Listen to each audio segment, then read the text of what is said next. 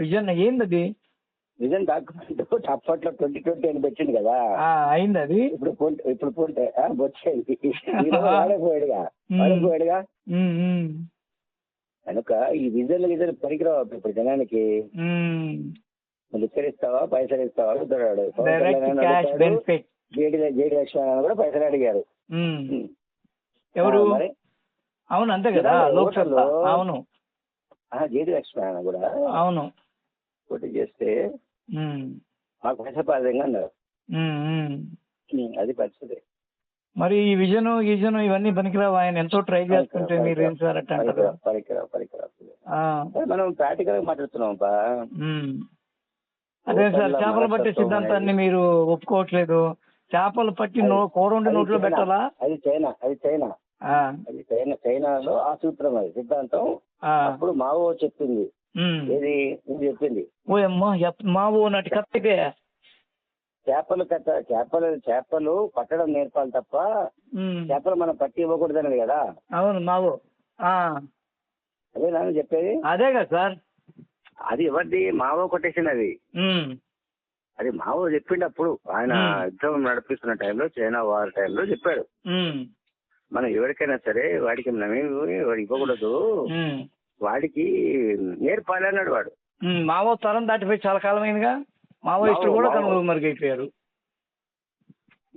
అప్పుడు అవన్నీ ఇప్పుడు మనం కొట్టిపారచ్చు. నీకు మార్క్సిజం లెనినిజము లేదా మావోయిజం ఈ అభిప్రాయాలతో నీకు విభేదాలు ఉండొచ్చు, కానీ వాళ్ళు చెప్పిన విషయాలు చాలా వరకు 100% కరెక్ట్ అయ్యాయి బాబు. అవును సార్. మనకేముంటుంది సార్ దాని మీద అభ్యంతరాలు? మనం అభ్యంతరం అనేది ప్రతి దాని మీద అభ్యంతరం మనకి. అంటే ఇండియన్ కాంటెక్స్ట్ లో ఆ పాలిటిక్స్ సూట్ అవుతాయా, మ్యాచ్ అవుతాయా కాదా, అది లేదు పెద్ద చర్చ. అది మరి ఇప్పుడు బాబు 2047 అనేది వర్కౌట్ అవుతుందా? ఆయన్ని ఒక వర్గంలో నిలబెడుతుందా అనేది కదా ఇప్పుడు సబ్జెక్టు. అదేనండి నేను ఏమంటున్నా. ఇప్పుడు అట్లాంటి దాని గురించి నన్ను మాట్లాడమంటే నన్ను నుంచి మాట్లాడతా, కానీ అమావాస్య ఉన్నావు కాబట్టి నేను మాట్లాడలేను. అమావాస్య రోజు మాట్లాడకూడదన్నావు. నా దుంప ఎందుకు అవుతుంది సార్? అది వాళ్ళు ఎవరో చెప్పింది. బయట కట్ చేస్తే కూడా మీరు బయట కట్ చేసిన అంటే ఎట్టా? నేను అంటున్నా టాపిక్ అది వాస్తవమే. 2047 అంటే 40 ఏళ్ళకు సంబంధించిన విధానం అన్నమాట.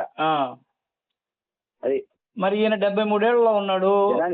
అదే 97 ఏళ్ళు అవుతాయి పూర్తి అయ్యేసరికి. ఈయన 2020 పెడితే 2020లోనే లేడు ఉద్యోగంలో. ఇప్పుడు ఆయన నేనే టెలిఫోన్ కనిపెట్టా అంటాడు, నేనే మొబైల్ కనిపెట్టా అంటాడు, నేనే ఐటీ కనిపెట్టినా అంటాడు, నేనే నాదన్లా, నేనే అహం బ్రహ్మస్మి అంటాడు, నేనే పిచ్చాయి, నేనే మైక్రోసాఫ్ట్, నేనే బిల్ గేట్స్ అంటాడు కదా.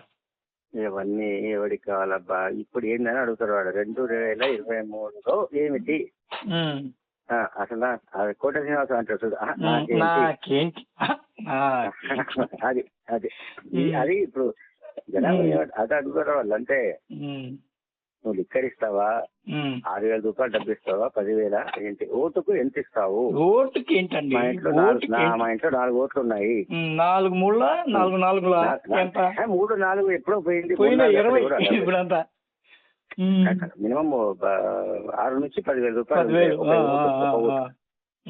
10 అంటే 4 ఓట్లు ఉంటే 40. లేదు 6 ఉంటే 24,000. క్యాష్ పాట కాల్సిన తప్ప డిస్కషన్ లేదు ఇంకా. నేను చూసా కదా హుజరాబాద్ లో, మునుగోడులో. డైరెక్ట్ గానే అడుగుతున్నావు, నువ్వు దొబ్బుతున్నావు కదా, నాకేంటి అంతే. మరి నువ్వు ఎక్కడ దోసుకోరా ఏదైనా చేయప్ప. నాకేంటి? నీ సావు నీది, నా సావు నాది. మీ సావు నీది, నా సావు నాది. మాకు పైసలు కావాలి బాబు. మరి ఇంకా దాన్నే పట్టుకొని గూగులాడుతూ అదో పెద్ద మేధస్సు అని దాన్ని పట్టుకొని పీక్క తింటూ విజనం ఇప్పుడు ఇది ఒక వర్గం, దాన్ని నెత్తికేసుకొని అబ్బా ఆహా ఓహో అద్భుతం 5 పాయింట్లు ఉంటాయి, తోటకూర నీటికి ప్రాధాన్యత, అది డిజిటలైజేషన్, ఓ నాయన పెద్ద పోకదంపుడు. మరి దీన్ని ఎప్పుడు గుర్తిస్తాడు బాబు? అసలు బాబు విజన్కి ఎప్పుడు క్లారిటీ అవుతుంది?